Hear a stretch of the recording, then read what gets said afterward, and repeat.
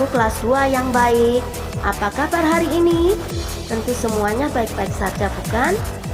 Puji Tuhan. Judul materi hari ini adalah menghormati orang yang lebih tua di lingkungan sekitar. Sebelum belajar, mari kita berdoa terlebih dahulu supaya Tuhan memberkati jalannya pembelajaran hari ini.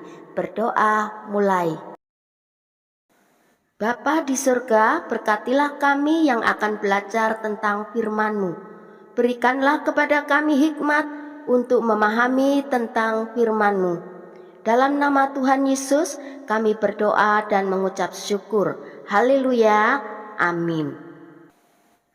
Anak-anak, pada materi pertama kita belajar tentang menghormati orang tua. Namun pada materi yang kedua ini kita akan belajar menghormati orang yang lebih tua. Siapakah sebenarnya orang yang lebih tua itu? Yuk kita pelajari bersama. Anak-anak, perlu kalian ketahui siapakah orang yang lebih tua itu? Yang dimaksud orang yang lebih tua adalah orang yang lebih tua usianya dari kita, ya.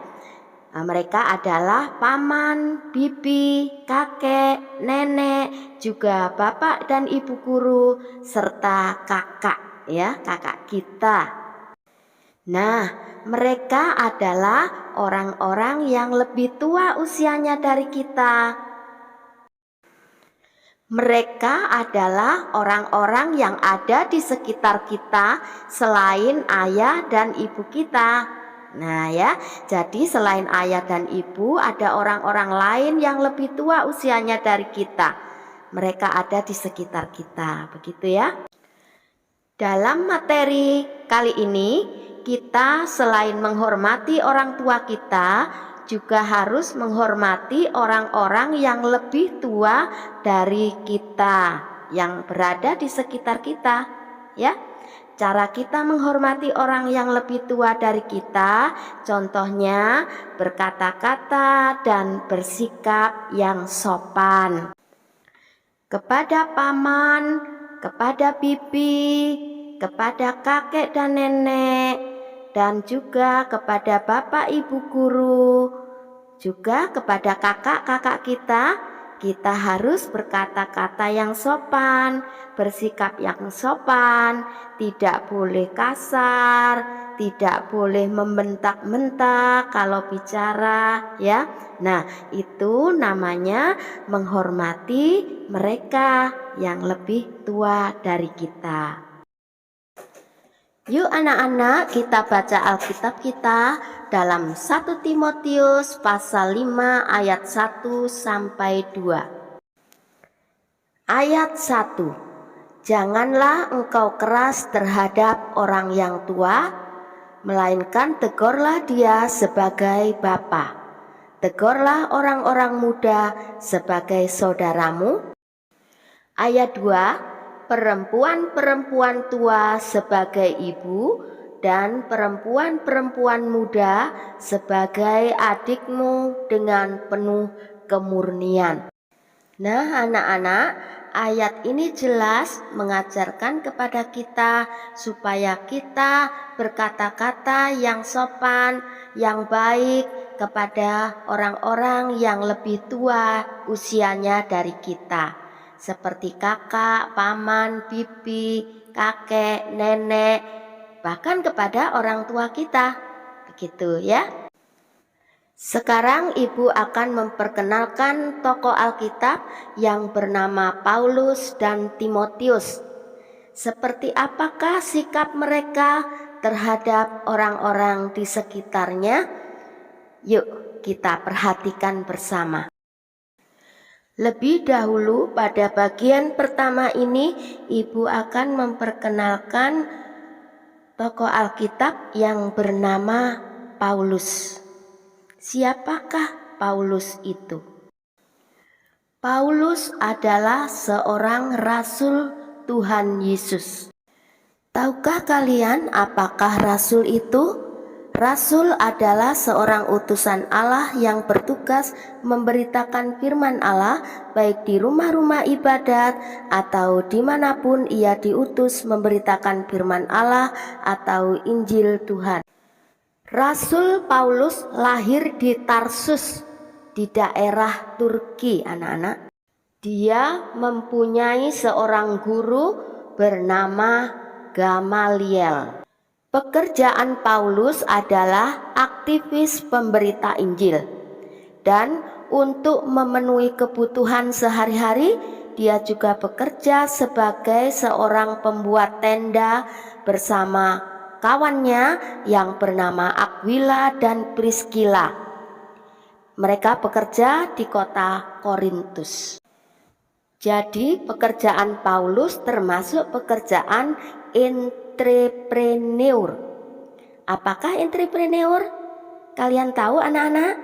Entrepreneur adalah disebut juga wirausaha. Sebelum bertobat dan menjadi seorang rasul atau penginjil, Rasul Paulus ini adalah orang yang jahat, anak-anak. Namanya dulu sebelum bertobat adalah Saulus. Kejahatan apa yang dilakukan Saulus saat itu? Kejahatannya adalah suka mengejar-ngejar para murid Tuhan Yesus atau orang-orang yang percaya dan mengikut Tuhan Yesus. Saulus sangat tidak menyukai orang-orang yang percaya kepada Tuhan Yesus. Mereka dikejar-kejar dan dianiaya. Saulus dulu termasuk orang yang menolak Injil Kristus. Ketika dalam perjalanan mengejar orang-orang Kristen atau pengikut Kristus sampai di Damsyik, muncullah cahaya yang sangat terang dari langit. Dan Paulus merasa sangat silau melihat cahaya itu, hingga dia menunduk sambil memejamkan mata. Tiba-tiba terdengar suara berkata-kata dari dalam cahaya itu. Saulus, Saulus, mengapa engkau menganiaya aku? Anak-anak, kalian tahu siapakah yang bersuara dari dalam cahaya itu? Itu adalah suara Tuhan Yesus. Mengapa Tuhan Yesus mengatakan, Saulus, Saulus, mengapa engkau menganiaya aku? Padahal saat itu yang dianiaya Saulus adalah orang-orang yang mengikuti Yesus, bukan Tuhan Yesus. Tetapi mengapa Tuhan Yesus mengatakan, mengapa engkau menganiaya aku? Anak-anak, perlu kalian ketahui bahwa orang-orang yang percaya kepada Tuhan Yesus disebut sebagai anggota tubuh Yesus atau anggota tubuh Kristus. Dan Tuhan Yesus disebut sebagai kepala tubuh. Jadi, ketika Tuhan Yesus mengatakan, mengapa engkau menganiaya aku? Yang dimaksud adalah tubuh Kristus atau orang-orang yang percaya Kristus yang dianiaya Saulus saat itu. Untuk lebih jelasnya begini anak-anak. Kristus adalah kepala dan kita orang-orang percaya Kristus adalah tubuh Kristus. Nah, paham ya anak-anak ya? Kalau sudah paham, Ibu akan melanjutkan cerita. Setelah Saulus menatap cahaya itu, Saulus menjadi buta anak-anak. Dia membuka mata tetapi tidak dapat melihat apa-apa. Semuanya serba gelap. Tuhan Yesus berpesan supaya Saulus pergi ke Yope untuk menjumpai seorang hamba Tuhan yang bernama Ananias. Saulus mengikuti perintah suara Tuhan Yesus. Dia berjalan ke rumah Ananias, dituntun oleh teman-temannya yang saat itu menyertai Saulus. Di rumah Ananias, Saulus berpuasa selama 3 hari sambil terus berdoa bersama dengan Ananias, seorang hamba Tuhan itu. Akhirnya Saulus sembuh dari butanya dan mau bertobat, anak-anak, memohon ampun kepada Tuhan Yesus atas semua perbuatan jahatnya. Selanjutnya, nama Saulus diganti dengan nama Paulus. Dan Paulus akhirnya menjadi pemberita Injil, rela berkorban demi tugas-tugasnya, rela dipenjarakan karena memberitakan kebenaran. Nah, anak-anak, itulah kisah Saulus yang berganti nama dengan nama Paulus setelah bertobat. Lalu sekarang, apa hubungan kisah Paulus dengan materi kita hari ini yang berjudul menghormati orang yang lebih tua di lingkungan sekitar?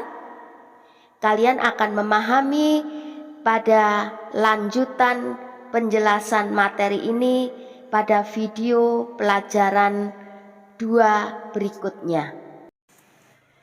Pada bagian kedua nanti, Ibu akan memperkenalkan seorang tokoh bernama Timotius dan apa hubungan Timotius dengan Paulus. Baiklah anak-anak, kita akhiri pelajaran kita hari ini dan Ibu akan lanjutkan pada bagian kedua video berikutnya. Kita berdoa untuk mengakhiri pelajaran kita hari ini.